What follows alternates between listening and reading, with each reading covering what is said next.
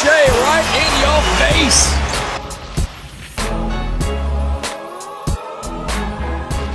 Welcome back to the Faedaway podcast, episode number 31. Jamario Moon? 33 was Jamario Moon. Reggie Miller? I don't know. 31? I'm your host, Fetty. I got my boy Zaid here with me. Zaid, how you doing, man? Good. Great sports weekend this weekend. Oh, was it ever? So many finals. We had the Copa America, Euro Cup.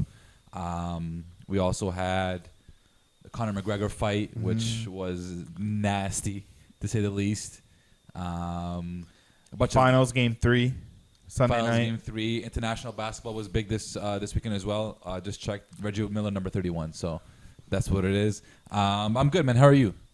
I'm doing well, man. I had a little gender reveal, little thing on the weekend. Let's go. Found out what we's having. And we're having a third co-host on the show. Let's get it. Little boy. Nice. Little baby man. boy. So congrats, bro. Yeah, thanks a lot, man. We're excited. We're looking for all the Jordans that we can get. All the Jordans, the Nikes. But everyone says don't just wait till they're here because you never know. Like they could just outgrow their stuff super quick. So probably, I imagine it. We'll see, but I don't know. It's hard not to get excited. And you caught me shopping the other day on StockX. Yeah. Like, why are you on StockX? Bro, I'm not on StockX.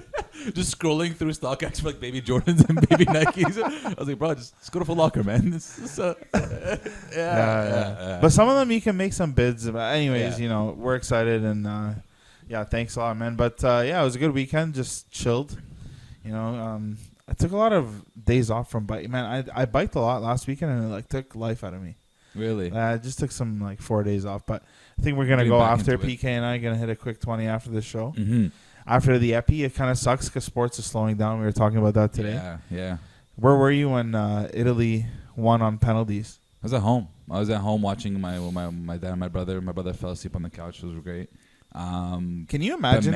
Man, we should let's talk about that a little bit. Can you imagine finals game 7 and they decided on they're just going to exchange free throws? And not only that, let's just sub in a guy who hasn't touched the ball or shot or anything. Two guys to come in and win the game. Yeah, and maybe because the thing is we don't know soccer, so maybe it is a technique. But if that's a technique, that's a ridiculous. But technique. That's first of all, I don't know anything about soccer, so let's just get that out there. But this is my opinion. Just based off of logic, if you're subbing the kid in 1:19 left in the game, he doesn't have a single touch on the ball, isn't really warmed up, hasn't kicked the ball, hasn't passed, hasn't done anything. How are you expecting this guy to come in and hit your two of the last 3 penalties? Is basically what when you sit imagine you play a game of open runs and then you sit. And you come back in. Because think about it. They're getting warmed up in the beginning with the team. They're running around and getting juiced, and then they sit down. 120 minutes is a long time. That's 2 hours, not including the halftime, not including whatever. Yeah. So 2.5 hours probably when you really consider it. And then he subs them in, 2 of them, and he puts them in the top 5 rotation. And their 5th shooter is 19. Poor kid, man. Call me crazy. Poor kid. I think Harry Kane should have shot 5th. Yeah. But what do I know? I don't know soccer. Their coach hates winning. I think, conspiracy time. I think that he didn't want the spotlight to be taken. I think he wanted the spotlight to be taken off his team because he missed a penalty in the semis with Italy the last time they were in this close in the Euros. Who? The coach. The coach? As a player. Oh. He missed a penalty in the semis to lose them the game. Yeah. And I think he made a joke about it on TV later on the show or something. But he knows his way around a penalty shootout, and I know he thinks he knows how to lose one. Yeah. If anything, he knows how to lose one. Interesting moves. They're still pros. They should have shot better, but But unfortunately, congrats to Italy. They deserve. Yeah, 100%. They deserve to win that game. Azuri, bro. Azuri. Yeah. No, they deserve to win that game. Shout out to the gut hut too. Facts. And then congrats, boys. But after that first goal by England in the first 2 minutes, they just didn't look like they wanted to play at all. It was wild to me. I couldn't imagine. Yeah, man, it was. Nonetheless, I was thinking about it today. I'm like, Italy was destroyed by COVID. They lost a lot of people. Yeah. They were they had a rough year. So I'm happy to see them as a nation, come out of this victorious. Get the win. That's huge for them. Although I think it's fraudulent that there's a sport where you can win anything off a penalty kick shootout. Like we were talking about it, like, okay, maybe there's certain players that have higher percentages, so it's not like quite 50-50, but it's 50-50. It's 50-50. Once you get to a penalty shootout, it doesn't matter who has what superstar.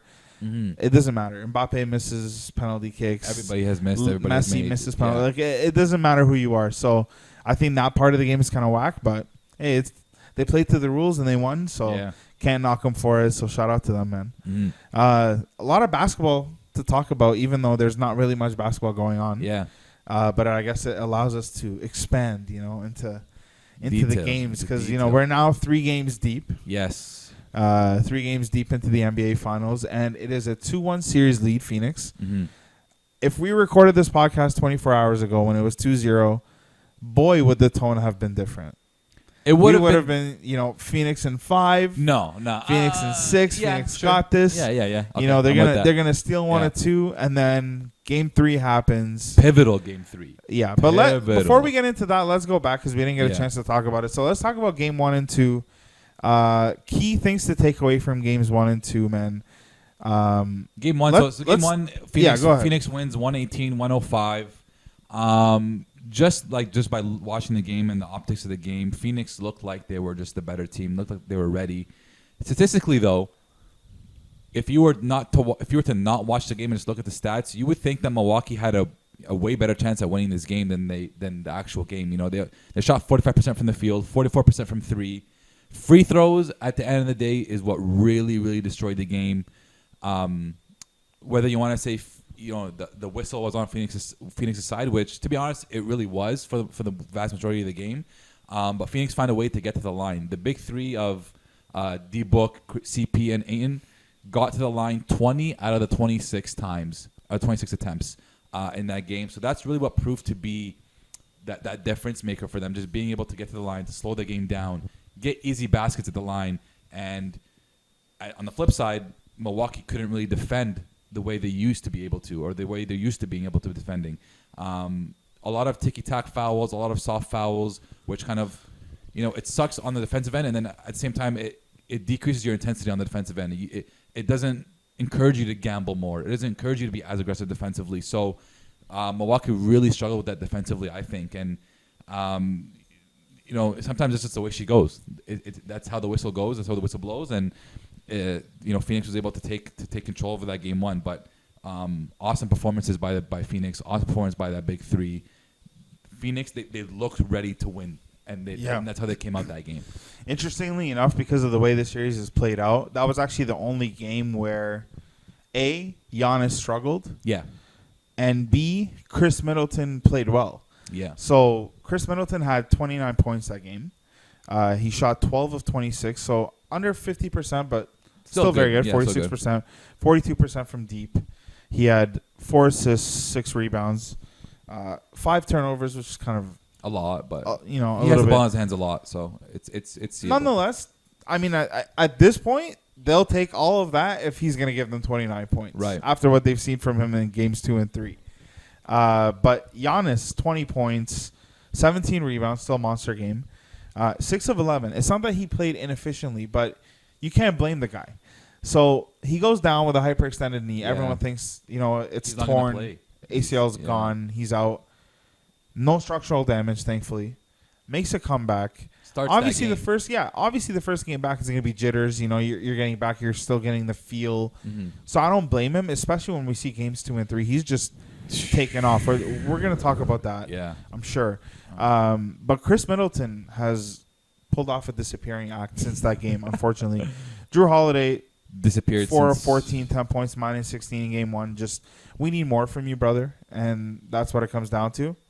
And they're not getting it. They only get him when Giannis is in there. And unfortunately, they had him in game 3. You need Giannis there to win. Which was he played much better in game 3. Well, yeah, exactly. And they won. In game 1, game 1 and 2, it's so hard to not to group them together just because both games kind of went the same way for each team. We saw Drew Holiday struggle still, and Drew Holiday's been struggling and hasn't been able to be consistent all series long. And when you look at, you brought him in for Eric Bledsoe, who also struggled in the playoffs for the Bucks. It's like, why did we do this? They pretty much have, right. I agree with that. But so they pretty much have the same shooting percentages. during those first two games. Shot 41% from the field. I think it was about 29% from three. And they average underwhelming amount of points. But you say we brought him in for defense, but which is great.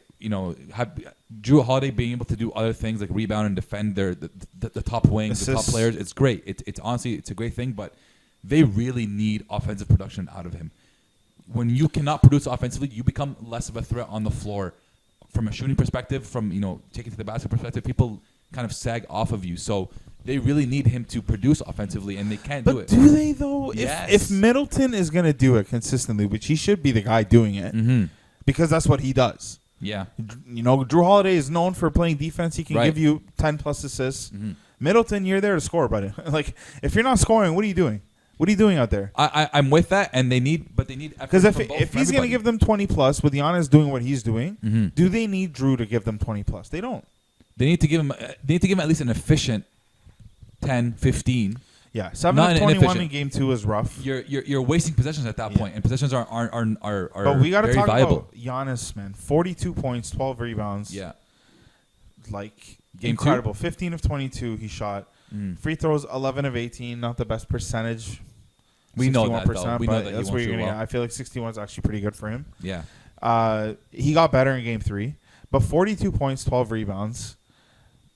2 games removed from a potential season-ending / next season-ending / potentially career-altering injury. Yeah.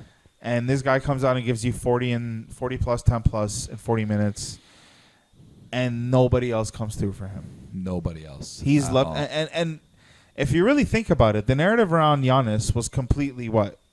That he was the one that didn't come through. Yeah. That he was the one in biggest moments where he would disappear. So he's almost done his own little switcheroo, flip the script on you. 42 points from him, 7 from PJ Tucker, 8 from Brook Lopez, 11 from Chris Middleton, 17 from Drew Holiday, who had a better game, and then 14 from Pat Connaughton. Like, it's just not going to be enough if their big three are not producing 15 plus, 20 plus each.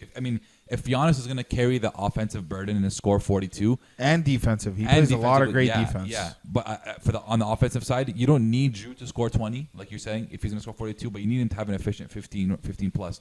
Chris Middleton is that guy that, like you said, if you don't score, you're not going to do much for this team. Your job on this team oftentimes has been to close games as a scorer and to reignite the offense for your team, to take on leads, to make runs for your team, because he's the only one on this team that can shoot from anywhere. He can post up from the mid range, from the elbow, from the free throw line elbow as well. So he's that guy that if he's not scoring, it's going to be very tough for him to impact the game. When it comes to Giannis has been. Look, you told me before. Does Giannis look unlocked? Giannis looks like he's unlocked.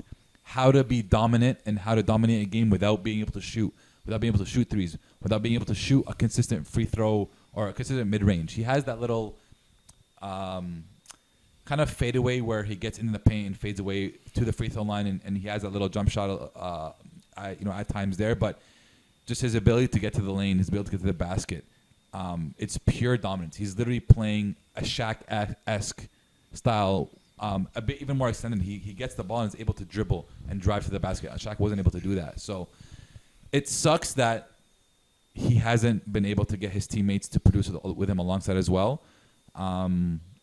If they do, it's a much different series. Maybe the split is 2-1 in their favor. We don't know. But for the first 2 games, Phoenix did what they had to do. Phoenix did their job. You expect Phoenix to come in and win at home, be energized at home. And then that pivotal game 3 came along where, okay, now you expect if Bucks lose this game, this series is over. And they did what they had to do. They came out and they dominated pretty much the entire course of the game, right? So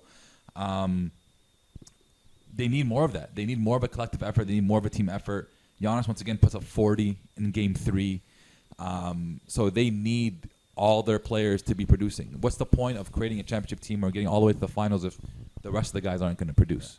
You bring up an interesting point about another guy. You brought up a name there. I want to ask you about PJ Tucker. Yeah. So PJ Tucker is notoriously the guy who he's the hard-nosed defender. He's the grinded out guy. Yeah. He's gonna check the opposing team's best player, annoy them. Yeah. He's not really gonna score that much. That's not what he's known for.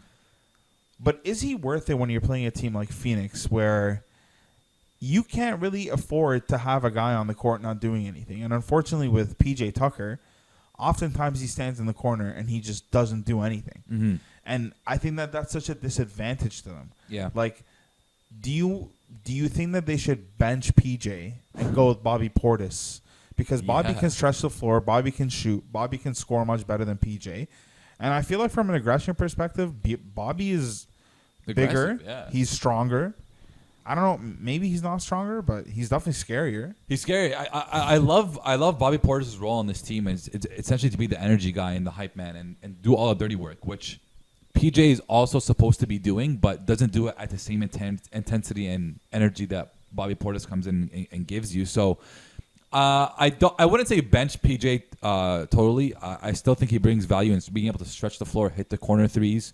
But if the ball isn't moving the way it should be moving, if playmaking isn't going to be there, because PJ Tucker, he needs the ball. He needs someone to give him the ball in the corner. Other than that, he doesn't do anything else offensively. So a guy like Bobby Portis can post up on you, can stretch the floor, can shoot, can dribble a little bit, not the best, but can do more than PJ Tucker can on the offensive end. So I wouldn't exactly bench PJ Tucker. I would still give PJ some run, but I would maybe look into, let's play Bobby some more, especially if you're at home where they're chanting this guy's name whenever he's on the court. You need that energy. You need that hustle. You need that intensity. So game 1, PJ played 33 minutes. That's wild. Bobby played 14.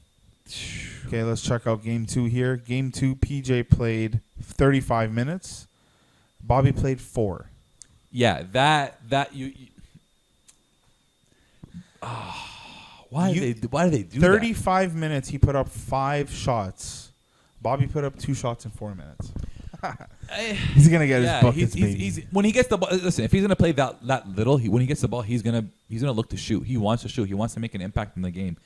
I don't think PJ needs to be taking. Needs to be playing 35 plus minutes, 33 plus minutes.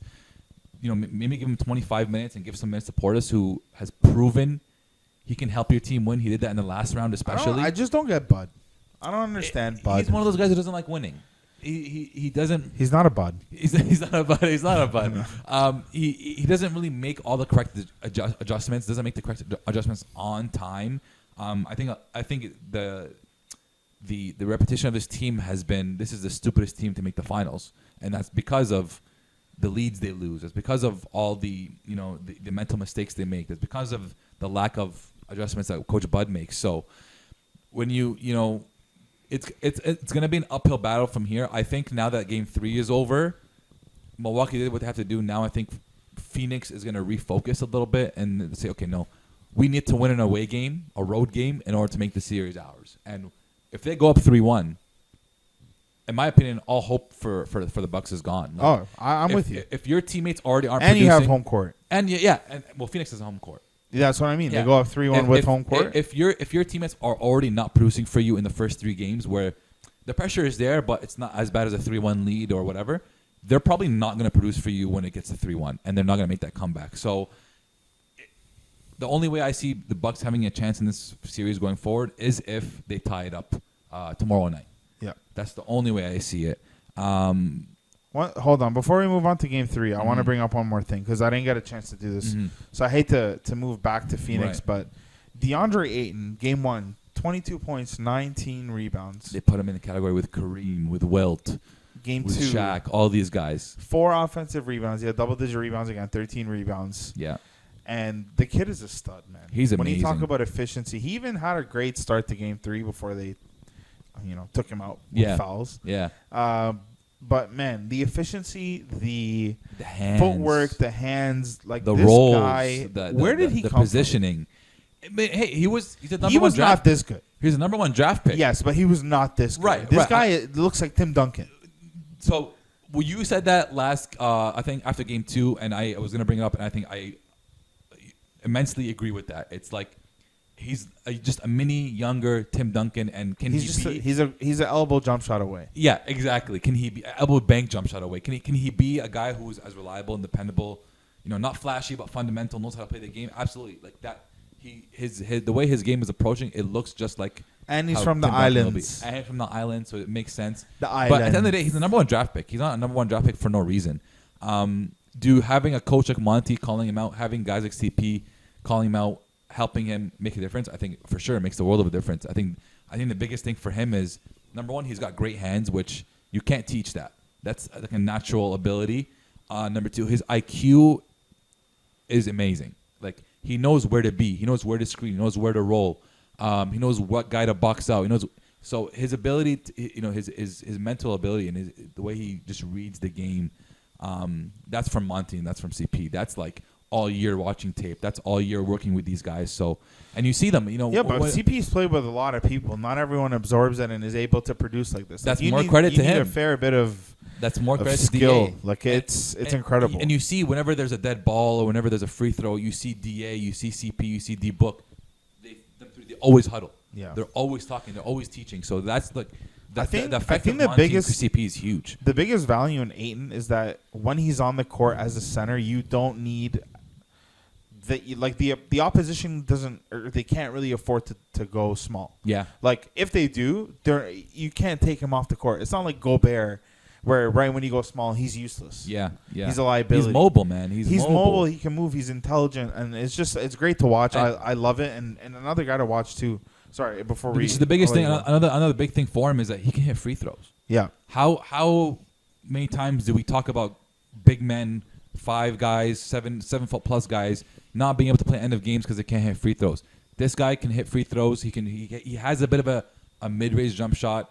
If he really wanted to, he doesn't do it often. He can step out into the 3, which he needs to get better, which is only going to help him in the future. But he's just reliable at all points in the game.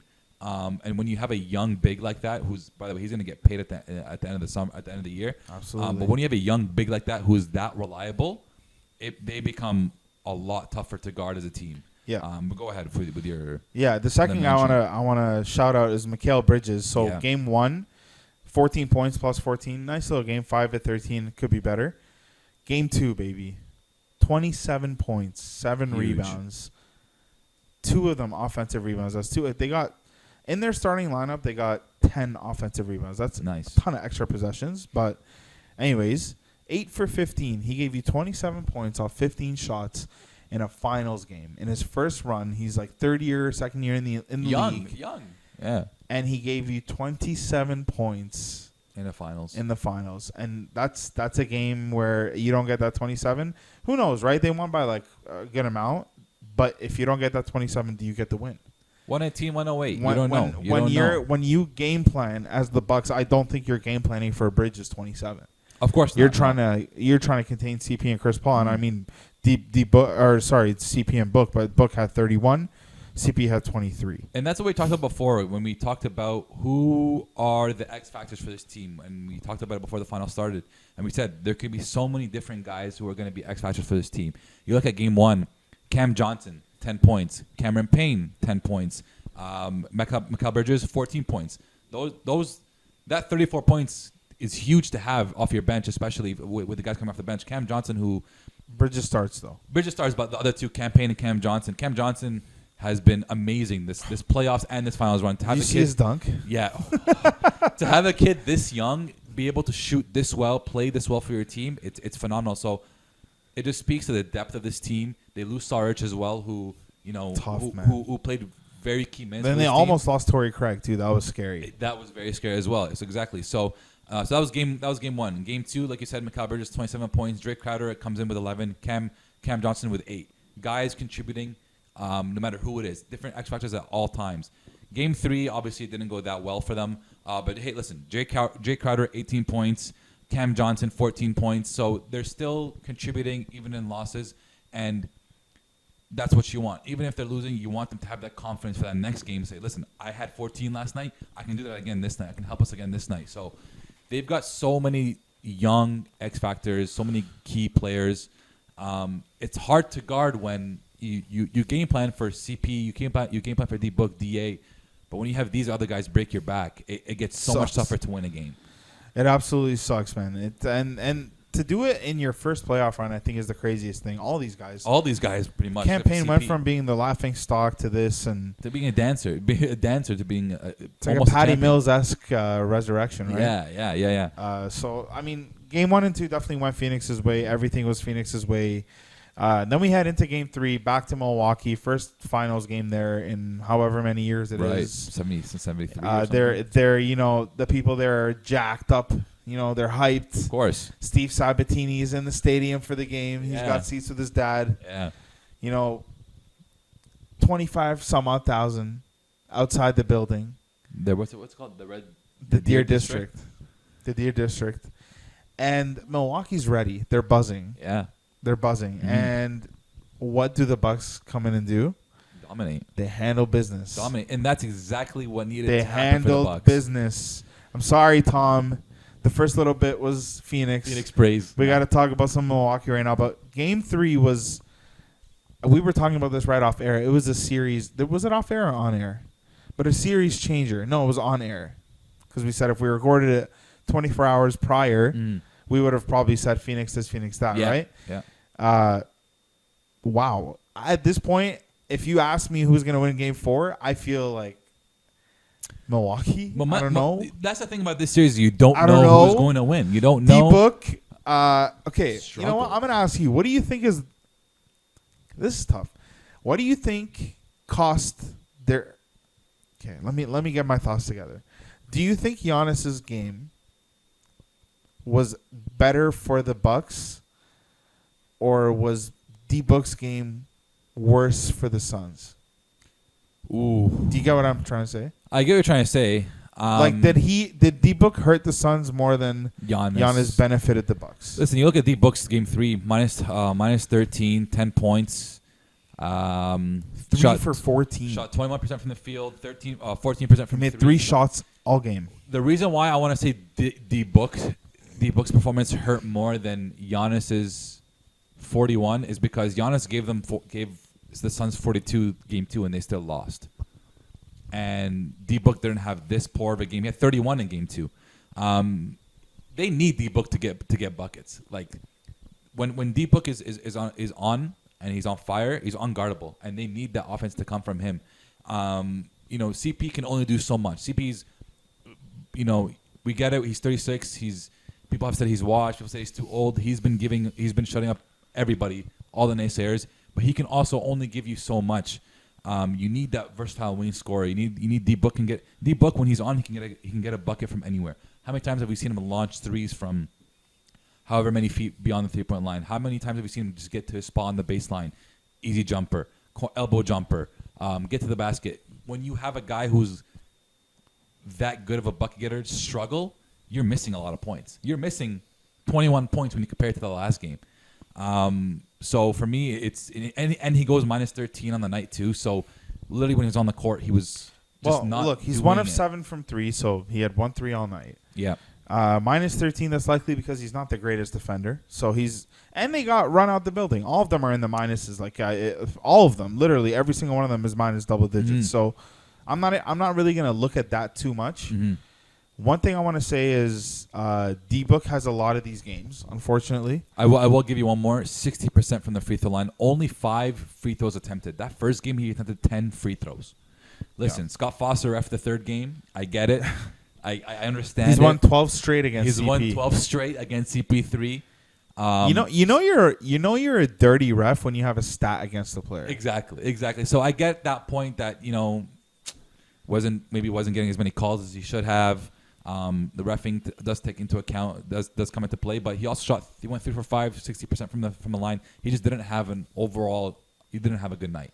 And the Suns need him to. And the Suns need him to do that in order to win. That's like saying Giannis, when he had 20 in game 1, it's not enough. They need more. So for D-Book to come up with 10 points only, to shoot poorly, it's a game 3. It's the first game away. That energy in that building, definitely tough to play in. I understand it, but you got to come out better than game 4. Yeah. One other thing to point out, one thing to say about Mikhail Bridges, I guess, they only let him put up 4 shots. They're like, you are not doing this against her. No, thank you, sir. You're not giving us anything. 2 for 4 shots in 27 minutes after 27 points the other night. But DeAndre Ayton got into foul trouble really early. Yeah, he started out the game super aggressive. They were right in there. Yeah, and the referees, did their thing, took him out of the game. You know what? I actually heard reports it was the other 2, not even Scotty. But whatever, the record is the record. Yeah. Took him out of the game, took him out of the rhythm. But the issue now that we're seeing is with Sarge being hurt, DeAndre Ayton really can't afford foul trouble because what happened was they played Jay Crowder in the center, of the bottom of the zone, and he was just getting destroyed. Giannis is way too big for him. Brooke is way too big for him. Chris Middleton's big for him. They don't have any other bigs on the roster that they play. They don't. It's an issue. It's a real issue. It's a big issue. DA's been pretty good all season, all playoffs with being able to stay in the game and not catching too many fouls too early on. But it's a glaring hole in their team once DA is out and he gets into foul trouble. Giannis too big. Brooke is too big as well. It gets very tough to defend the paint, and that's where Milwaukee is going to get all their buckets. That's where Giannis gets all of his buckets. That's where Brook Lopez can step out and shoot the three, but if he's got the size advantage, it's going to be an easy gimme for him, right? So DA only 24 minutes on that on game 3. They need him to stay. They need him to stay in the game. They need him to be able to anchor their defense, and they need it badly. Yeah, Cam Johnson had a big stretch. I think he had like 10 straight points or something. Yeah. Then he baptized PJ Tucker. Wow. They took it back though. They reviewed it, called an offensive foul. Yeah. He was outside the restricted area. You know what though? It was a clean call. But I will say, shout out to Budenholzer for saving PJ's career because I know he pulled that challenge out to save his career because that was J.R. Smith-esque. Remember that dunk J.R. Smith had? Where like he flew on. It was on Tim Duncan or it was on some spur. I don't remember, but it was very much J.R. Smith-esque. Yeah. But he had a great game, 14 points. Unfortunately, obviously, the Bucks were just too much. Yeah. Ultimately, and Giannis becomes one of 2 players ever to do 40 and 10 2 straight games. Him and Shaq. Compared to Shaq, I think he is also getting compared to most points in a quarter or something like that with like LeBron. It was MJ. It was 20 points, I think. In game 2. There's no doubt, man. Giannis is doing his thing. He's here and he's ready and he's trying to flip this script. And I think he honestly has. Like, if the Bucks lose, you cannot go back and say Giannis needs to do more. If the 2 Bucks, of 3 games are 40-plus points after he almost just busts his knee. If the Bucks lose, he's got to be scratching his head thinking, damn, I signed that huge extension. We got to the finals. They're in the finals, though. Yeah, but can they do it again? They got here. I honestly think they fluked their way here. Yeah, you know what I'm saying? Like, I think they fluked their way here. Can they do it again if really Brooklyn's next year? Healthy, they're getting swept. They were down 2-0. Yeah, like it's a lot. Listen, no championship run is never like not affected by health of other teams. There's luck. There's things that happen. Every championship run has been affected by health. We can go back the last 10 years and see key players getting injured on the losing teams. And so the reason why I say, number one, it's hard to get to a finals. It's extremely hard to get to a finals. So when you're there, you got to make the most of it. So number 2, if you lose a series, you got to look back at your team and say, listen, like, we got there and we didn't make it. Can we get there again, especially with everyone else coming back healthy next year? I don't really think so, right? So, well, why not, man? Giannis is in his prime. He's unlocked himself. You make a couple key offseason. Once you have a guy like Giannis playing the way he's playing, you always have a shot. Yeah, but there's other good teams. There's other good teams looking to improve too. Like the Sixers, they're gonna look to improve. Who knows what they do with Ben Simmons? Who knows how he comes back? The Heat, who knows what they do? Who knows what they do to look to improve? Yeah, and who knows what the Bucks are going to do? Who knows what the Bucks are going to do? At this point, this roster constructed has proven to not be the greatest. So I honestly, truly believe it's not the roster. I think it's the coach. I think if you replace the coach, they have weapons. Bro. They have a massive lineup. They have good pieces. They have 4 minutes for Bobby Portis in game 2, bro. Yeah, they have good pieces. It's not coaching is definitely another issue. But how do you can't fire him now? How do you fire a coach that you're in the finals? You improved since last year, right? Like how do you do it?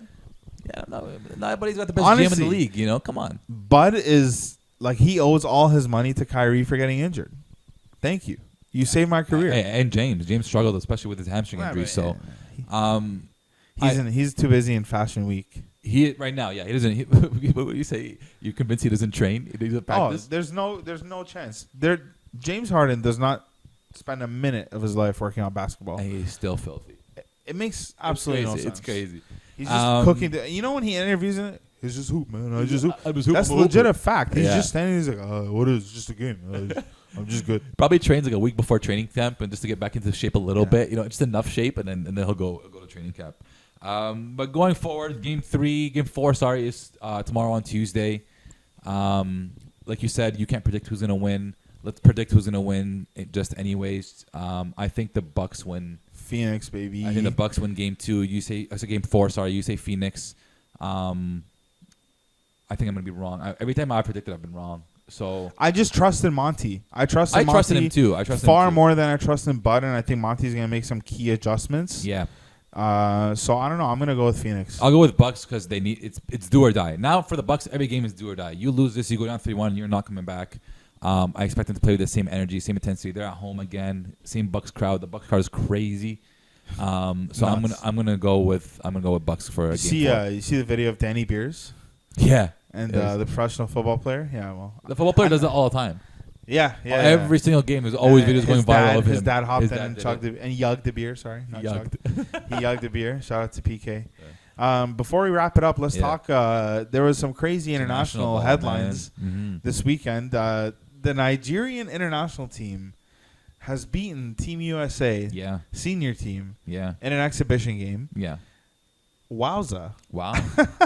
Wowza. Have they come a long way or what? They got 50'd. 4 years ago, 8 years ago, whatever the stats were showing. But at the same time, you need to understand, I think that was an Olympic game 8 years ago. This is an exhibition game. That's even worse? No, exhibition game. 8 years ago? Exhibition game, I don't think you took it as seriously. Also, this Team USA doesn't really quite give me the same greatness as that Team USA with your top 3 dudes are Kobe, LeBron, and KD. Then you go Chauncey Billups, Jay Kidd, CP's on the team, Chris Bosh. Like, it doesn't give you that same Melo, D Wade, that same greatness as that team 8 years ago did. But very interesting to see. I think you said Nigeria has 8 NBA players on that team, so they've got some talent. Precious Achiuwa's on that team as well. Bless you. They've got they've got some good talent. But shout out to Nigerian. Yep. Whatever way you order you want to do it. All Canadians are something else. We're all something else. That's very true. Very true. Caleb Agada. Yeah. Did I say it right? Burlington, Ontario. U Ottawa. He's a GG alumni. Yeah. Played pro in Israel. 17 points against Team USA. Showed out. He's caught a buzz, man. Yeah, because he caught signed quite the buzz. So he's playing in the summer league with the Denver Nuggets. Yeah.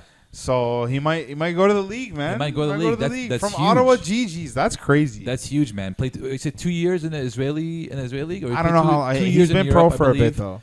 He's been pro for a bit. To sign in Denver, to sign a spot with a summer league team is huge, especially like you said, coming from a Canadian university. So shout out to Caleb, man. And it seems league him. Everyone seems to be rooting for him. Only heard great things about him, so for sure, man. League him. He's got to make it. Yeah, and it's just impressive to see Nigeria like. All their talent is a bunch of like Americans and Canadians who just want to play for their home country. Yeah, and they're coming out and they're winning games. So I like him, man. I like we need. That's what I'm telling you. There's like a lot of hidden talent in Africa. Yeah, and I think that this NBA African League, once they get Masai on board, is gonna blow up. Yeah, it's gonna be crazy. So I think that wraps it up, though. Congrats to the Canadian U19 team getting bronze in the World Cup. Shout out to PK. That's a big tournament. A lot of good upcoming talent from the Canadian for the Canadian national team later on in the future.